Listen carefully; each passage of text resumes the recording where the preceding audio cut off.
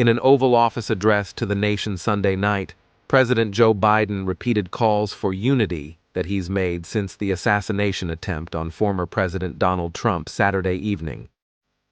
My fellow Americans, I want to speak to you tonight about the need for us to lower the temperature in our politics and to remember, while we may disagree, we are not enemies, we're neighbors, we're friends, co-workers, citizens, and most importantly, we are fellow Americans.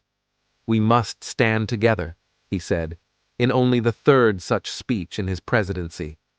Yesterday's shooting at Donald Trump's rally in Pennsylvania calls on all of us to take a step back, take stock of where we are, how are we go forward from here. Thankfully, former Trump is not seriously injured, he continued. Tonight, I want to speak to what we do know. A former president was shot, an American citizen killed, while simply exercising his freedom to support the candidate of his choosing, referring to the spectator killed. We must not go down this road in America, he said. Violence has never been the answer, he said, whether it's with members of Congress of both parties being targeted and shot, or a violent mob attacking the Capitol on January 6th, or a brutal attack on the spouse of the former Speaker of the House, Nancy Pelosi, or information and intimidation and election officials, or the kidnapping plot against a sitting governor, or an attempted assassination on Donald Trump. He continued, saying, in America, we resolve our differences at the ballot box. You know, that's how we do it at the battle box, not with bullets. The power to change America should always rest in the hands of the people, not in the hands of a would-be assassin. Earlier Sunday, Biden said, last night I spoke with Donald Trump. I am sincerely grateful that he's doing well and recovering. We had a short but good conversation.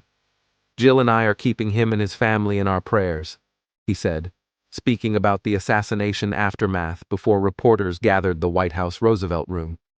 An assassination attempt is contrary to everything we stand for as a nation, everything. It's not who we are as a nation, it's not American. And we cannot allow this to happen, he continued.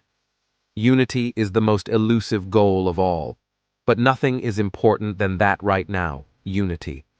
We'll debate and we'll disagree, that's not going to change, but we're going to not lose sight of the fact who we are as Americans, he said. He cautioned against speculation about the shooter's motive, saying it wasn't yet known. And he said he had ordered an independent review of how security was handled at the political rally in Pennsylvania amid congressional Republican demands for investigative hearings. He ended by saying he would speak to the nation Sunday night, and the White House said afterward his address from the Oval Office would take place at 8 p.m. ET. Biden, who was flanked by Garland, Mayorkas, and Vice President Kamala Harris, did not take questions.